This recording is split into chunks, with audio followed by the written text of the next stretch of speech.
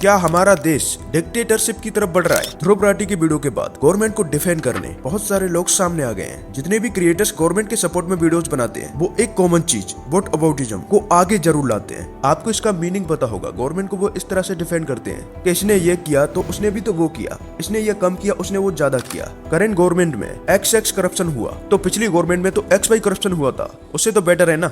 ये अपनी ऑडियंस को कभी ये अपील नहीं करेंगे कि रूलिंग गवर्नमेंट गलत कर रही है तो उसके खिलाफ आवाज उठाओ, बल्कि 10-20 साल पहले पुरानी गवर्नमेंट के टाइम पे क्या हुआ ये लोगों को उसमें उलझा देते हैं। अब पास्ट में बहुत सारी ऐसी घटनाएं हुई हैं जिनके बारे में शायद आपको पता ही नहीं होगा, और गलत ही होता है। लेकिन प्रॉब्लम ये है कि पास्ट को हम चेंज नहीं कर सकते। अब फ्यूचर में जो होगा उसे चेंज कर सकते हैं अपने प्रेजेंट एक्शंस से। लोगों को ज्यादा प्रेजेंट एंड फ्यूचर पे फोकस करना चाहिए। पास्ट में उलझे रहने से देश आगे नहीं बढ़ता, हमेशा लोगों को पीछे पास्ट में लेके पहुंच जाते हैं। अब पास्ट के इंसिडेंट्स पे वीडियो बनाना बिल्कुल गलत नहीं है, लेकिन इन्हीं इंसिडेंट्स पे गवर्नमेंट को डिफेंड करना इनडायरेक्टली देश को पीछे ले जाना है, क्योंकि यूथ के दिमाग में ऐसे कुछ और ही मैसेज जा रहा है। मैं आपकी जानकारी के लिए बता दूं, 1 साल पहले मैं ऑलरेडी इस पर एक वीडियो बना चुका हूँ। हालांकि इसका टॉपिक था why Indians are living India, लेकिन इसमें भी मैंने बात की थी कि गवर्नमेंट अपनी पावर्स का कैसे मिसयूज कर रही है। लेकिन इस वीडियो में हम वापस से डिटेल्स में बात करने वाले हैं कि क्या इंडिया सच में डिक्टेटरशिप की तरफ बढ़ रहा है, और हम कुछ सो कॉल्ड क्रिएटर्स को रिप्लाई भी करने वाले हैं जो दिखावा करते हैं कि हम अपनी कंटेंट के थ्रू इंडिया की यूथ को आगे बढ़ाना चाहते हैं। सबसे पहले अभी एंड न्यू इन भाई साहब ने ट्वीट किया है कि NRI लोगों को जो भारत में रहते नहीं है, वो इंडियन गवर्नमेंट को टैक्स पे नहीं करते,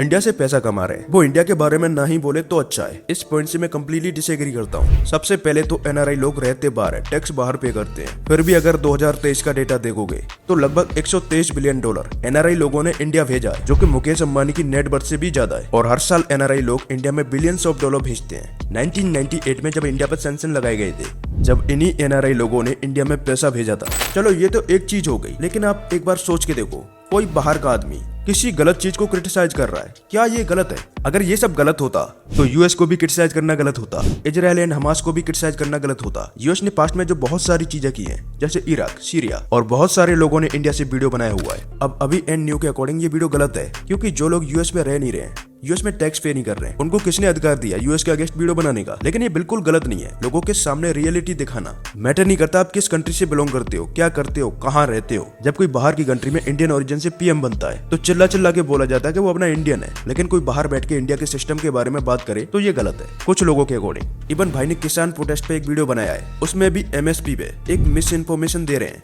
लेकिन साथ में मैं आपको ये भी बता दूं, गलती हर किसी से होती है, ये कोई बड़ी बात नहीं है। चलिए अब एक दूसरे भाई साहब की वीडियोस देख लेते हैं। मैं पहले बता दूं, मेरी किसी से कोई पर्सनल प्रॉब्लम नहीं है, लेकिन मैंने इन भाई साहब की कुछ शॉर्ट्स वीडियो कुछ महीने पहले देखी थी। अब देखो, मैं पहले ही बता चुका, वीडियोज में कुछ मिस्टेक्स होना कोई बड़ी बात नहीं है। हम लोग मशीन थोड़े ना है जो गलतियां नहीं होंगी।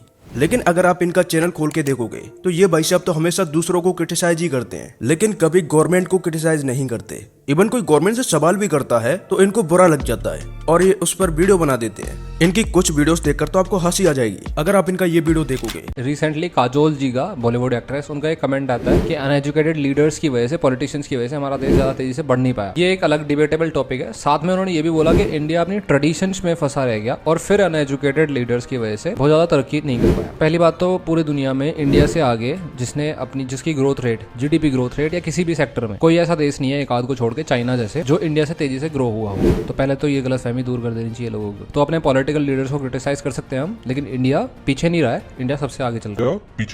इंडिया सबसे आगे चल रहा है। तो आपको समझ आ गया होगा, कुछ महीने पहले बॉलीवुड एक्ट्रेस काजोल ने एक ट्वीट किया था कि हमारा देश अनएजुकेटेड लीडर्स की वजह से और ट्रेडिशंस की वजह से पीछे रह गया। अब देखो भाई ने क्या सोच के ये वीडियो बनाया। जो काजोल ने ट्वीट किया था वो एकदम फैक्ट है, वो आपको मानना पड़ेगा। ज्यादा नहीं तो आप हर स्टेट के एजुकेशन मिनिस्टर्स को देख लो, आपको इसका जवाब मिल जाएगा। और ट्रेडिशंस की बात भी काफी हद तक सही है। अगर आपने ध्यान से सुना होगा तो भाई ने बोला है कि चाइना जैसे एक आधा कंट्री जो इंडिया से आगे चल रहे हैं, नहीं तो इंडिया GDP ग्रोथ या फिर हर चीज में सबसे आगे चल रहा है और इंडिया पीछे नहीं रहा है, इंडिया सबसे आगे चल रहा है। ये पॉइंट 100% गलत है। अब मेरे को गालियां मत देना, क्योंकि हम सब चाहते हैं इंडिया आगे बढ़े, लेकिन ऐसे फेक वीडियोस बनाने से आगे नहीं बढ़ सकता। मैं आपको मेन डेटा दिखा देता हूँ। एक देश को डेवलप बनने के लिए जो मेन चीज चाहिए होती है, उसमें इंडिया कहाँ स्टैंड करता है। अब सबसे पहले GDP की बात की जाए तो इंडिया की GDP ग्रोथ रेट काफी अच्छी खासी है, लेकिन फिर भी US एंड चाइना के सामने तो ये बहुत कम है, क्योंकि US एंड चाइना की इकोनॉमी ऑलरेडी इतनी बड़ी है। उनकी 1% ग्रोथ भी इंडिया के 7-8% के जितना है। इसके बाद innovation index, press freedom index, human development index, poverty rate, unemployment rate,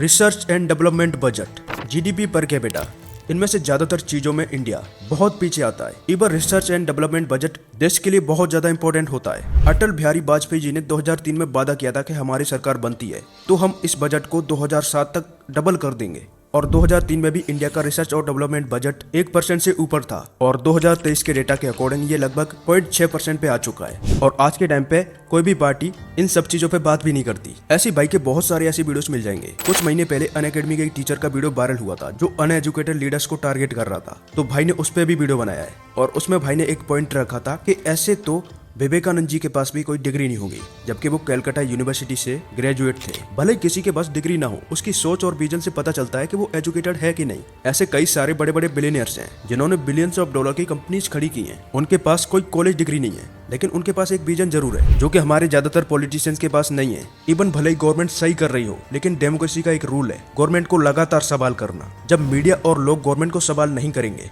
तो गवर्नमेंट फियरलेस हो जाएगी, वो गलत डिसीजन लेने से पीछे नहीं हटेगी, क्योंकि उसके खिलाफ कोई खड़ा ही नहीं है। अगर है तो बहुत छोटी मोटी संख्या में लोग, और उन लोगों को आराम से रास्ते से हटाया जा सकता है। हर आदमी को गवर्नमेंट से सवाल करना चाहिए, क्योंकि हर आदमी गवर्नमेंट को टैक्स दे रहा है। कोई डायरेक्टली टैक्स दे रहा है तो कोई इनडायरेक्टली। इंडियन गवर्नमेंट द्वारा इलोन मस्क से एक अपील की गई है कि कुछ ट्विटर अकाउंट को डिलीट कर दिया जाए। तो ये फ्रीडम ऑफ स्पीच कहाँ से हुई? वहीं ट्विटर पर मैंने कुछ अकाउंट्स ऐसे देखे जो हेट स्पीच को प्रमोट करते हैं, लेकिन उनको अभी तक कुछ भी नहीं हुआ। इवन गवर्नमेंट एक ब्रॉडकास्टिंग बिल को भी पास करने की कोशिश कर रही है। अगर ये बिल पास हुआ तो सब कुछ गवर्नमेंट के हाथ में है। अगर आप गवर्नमेंट को सवाल कर रहे हैं, वो गवर्नमेंट को पसंद नहीं आया, तो आपके चैनल के साथ साथ आपका करियर भी खत्म हो सकता है। ऐसी बहुत सारी चीजें हैं जिनसे पता चलता है कि डेमोक्रेसी खतरे में है। चलो एक और IT सेल वाले यूट्यूबर की कहानी मैं आपको बताता हूँ, इससे आपको थोड़ा तो आइडिया हो जाएगा। जिसका नाम है सम्राट भाई, जो कि कुछ महीने पहले तक बीजेपी को हर चीज पर डिफेंड करता था, और खुद ये एक IT सेल का मेंबर था। अगर आपको यकीन नहीं हो रहा तो आप इसकी पुरानी वीडियोज और ट्वीट्स जाके देख लो। अब ये भाई साहब जब प्रॉब्लम में आए तो किसी भी पॉलिटिशियन ने इनका साथ नहीं दिया, और इसी बारे में ये ट्विटर स्पेस में बात कर रहे थे कि मैंने बीजेपी के लिए इतना कुछ किया है, और जब मुझे इनकी जरूरत थी तो कोई भी मेरे साथ नहीं आया, और पूरे IT सेल को इन्होंने एक्सपोज किया है। ये छोटा सा क्लिप आप देखिए। एक्चुअली मैटर है मेरा बिल्कुल पर्सनल इस लाइक कि घर का मैटर है। मैंने लाइन से बीजेपी के और बाकी सारे पॉलिटिकल लीडर्स को कंटिन्यू मैसेज करे, कॉल करे, बट इनकी तरफ से कोई रिस्पॉन्ड नहीं आ रहा हूँ। मैं अपने करियर पे ध्यान नहीं रख पा रहा हूँ इन हरामजादों के चक्कर में, जिनके लिए मैं दिन रात लड़ता रहा, जिनको मैं पॉलिटिकली सपोर्ट करता रहा। पता है क्या करेंगे? कल मैं ध्रुव राठी पे वीडियो बनाऊंगा।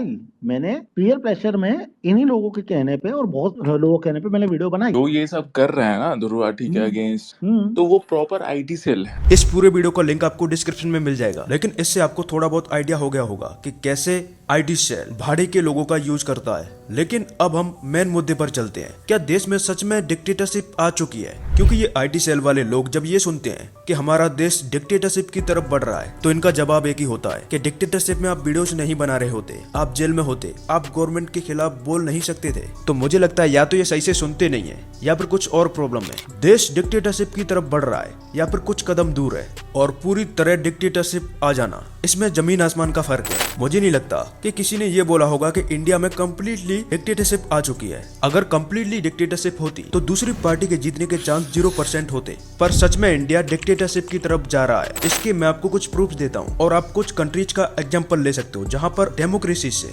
डिक्टेटरशिप आई है। तो ये 1-2 महीने में नहीं होता। पहले लोगों को ब्रेन वॉश करना पड़ता है, झूठी खबरें एंड प्रोपेगेंडा फैलाना पड़ता है। पुतिन, हिटलर जैसे एग्जाम्पल्स आप ले सकते हो। ये सत्ता में आते ही डिक्टेटर नहीं बन गए, धीरे धीरे करके इन्होंने अपना कंट्रोल जमाया। अब सबसे पहला प्रूफ तो ये है कि हमारे प्राइम मिनिस्टर ने पिछले 10 साल में एक भी अनस्क्रिप्टेड प्रेस कॉन्फ्रेंस नहीं किया, जनता के सवालों के जवाब तक नहीं दिए। क्या डेमोक्रेसी में ऐसा होता है? इवन डेमोक्रेसी में मीडिया का काम होता है कि पब्लिक के मुद्दों को गवर्नमेंट के सामने लाना, गवर्नमेंट से काउंटर क्वेश्चंस करना, लेकिन यहाँ पर मीडिया भी बिक चुकी है। मीडिया का रैंक 160 से भी नीचे पहुंच चुका है। किसान प्रोटेस्ट, लद्दाख, मणिपुर, इन पर PM चुप्पी साधे हुए हैं, जैसा कि जनता को तो कोई सवाल पूछने का अधिकार ही नहीं है। उनकी जान की कोई कीमत नहीं है। मोदी जी ने जो फैसला कर लिया वही सही है, और उसको हमें मानना होगा। क्या यही डेमोक्रेसी है? यूपी के CM योगी आदित्यनाथ का कहना था कि अगले 6 महीने यानी कि चुनावों तक यूपी में कोई भी प्रोटेस्ट नहीं कर सकता, चाहे कुछ भी हो।